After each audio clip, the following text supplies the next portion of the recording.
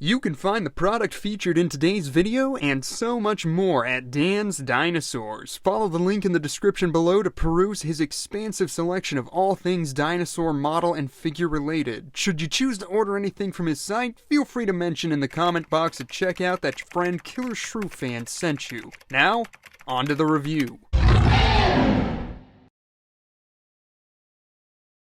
Hello everyone and welcome once again to Killershrewfan's Killer Toy Reviews. And today is the day we start another season of Nanmu November. Woo! Yeah!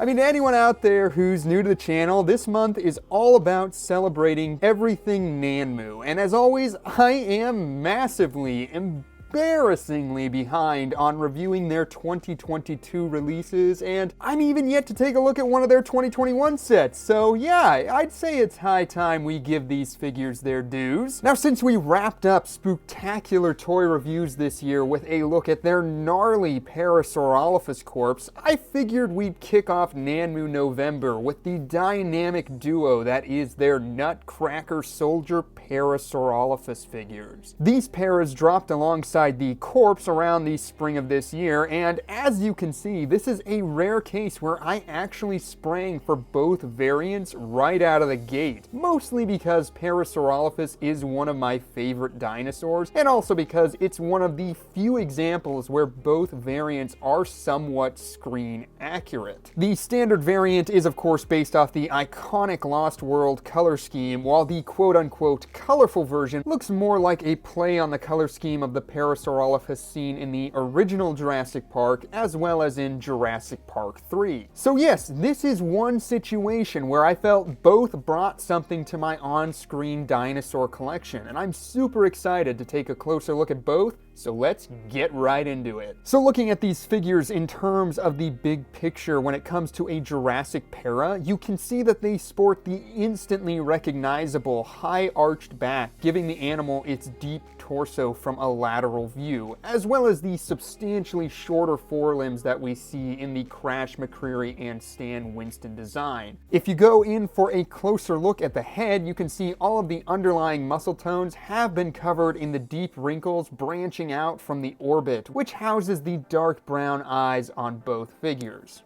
Meanwhile, the multi-layered crest has been finished with the same sort of wood grain texture we saw on the corpse, and you can see how it feeds down past the deeply carved out nostrils into the beak. As for the rest of the animal, the detail across the body is predominantly the crosshatch pachyderm leathery skin texture. You can see how tightly packed the folds of skin are in areas like the curled up neck, while the swell of the torso offers more spaced out striations and wrinkles.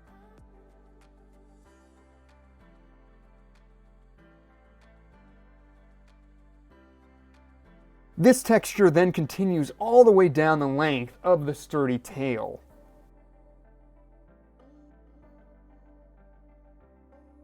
Now, since the animals in Jurassic Park appear to be facultative bipeds, the arms of the figure are quite small in relation to the substantially more powerful hind limbs. That being said, they do still feature nice musculature as we feed down into the four-fingered hands, which have been tipped with dark claws. Meanwhile, the massive hind limbs are held half-bent with the right leg planted and left leg lifted in mid-locomotion, which creates all these beautiful tension lines of pulling skin that stretch away from the torso there. The theropod-esque toe claws are then finished with a mix of blacks and browns, and you can see the plate scaling running up the toes and ankles there. Moving on to the pose of these figures, if I had a nickel for every bipedal animal that Nanmu posed on one foot, I'd have 5 nickels. Which, I mean, isn't a lot, but it's more than you'd expect.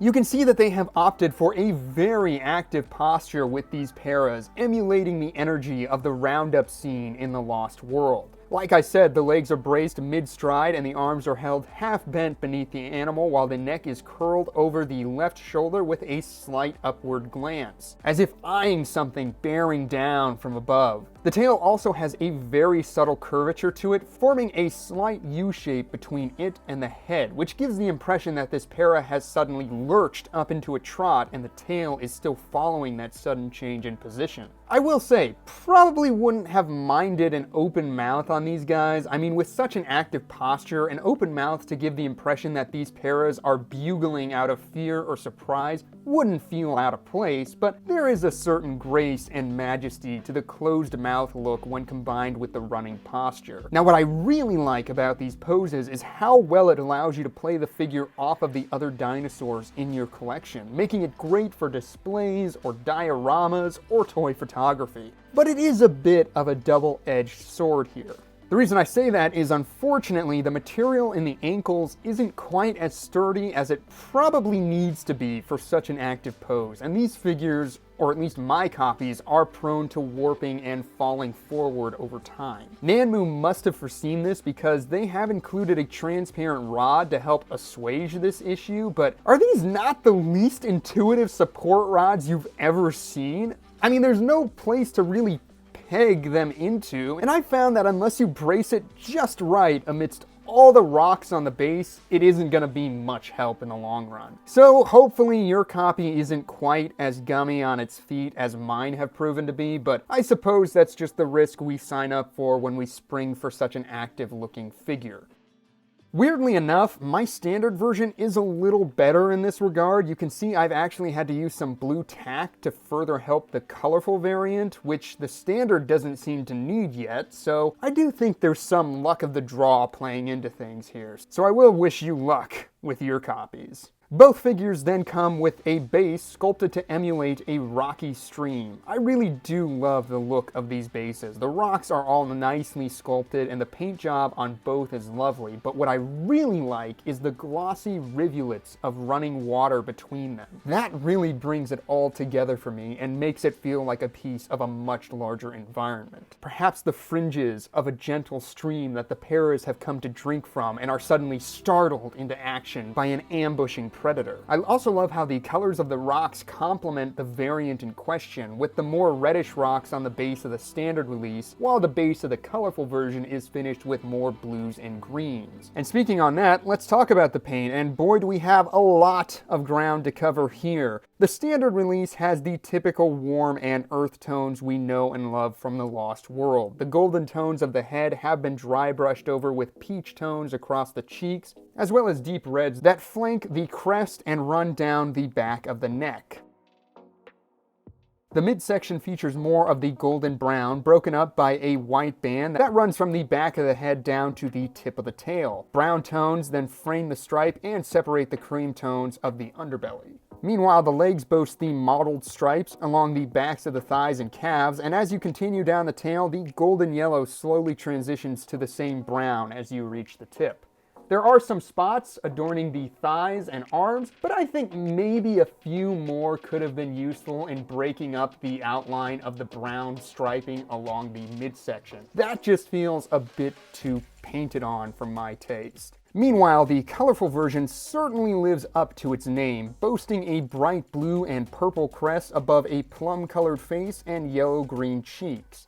The back of the neck is dry brushed over in pink and slowly transitions to a purple tone over the shoulders before giving way to a blue coloration that transitions to a dark blackish tone down the tail. The main coloration of the body is a saturated green with yellow dry brushing over the midsection to highlight all of these skin striations and details. The underside is once again a cream tone, and you have got the same band separating the body while the legs are once again marked with stripes. So yes, certainly a very colorful offering, fitting of the title. But of course, the big question, which paint scheme is better? Well, each has its own strengths and weaknesses, and I'm sure everyone will find themselves gravitating towards one or the other regardless of what I have to say. I mean, if you're a fan of the Lost World design, it's a no-brainer. But personally, the eye-catching combination of vibrant colors with the seemingly more intricate application really sells the look of the colorful variant for me.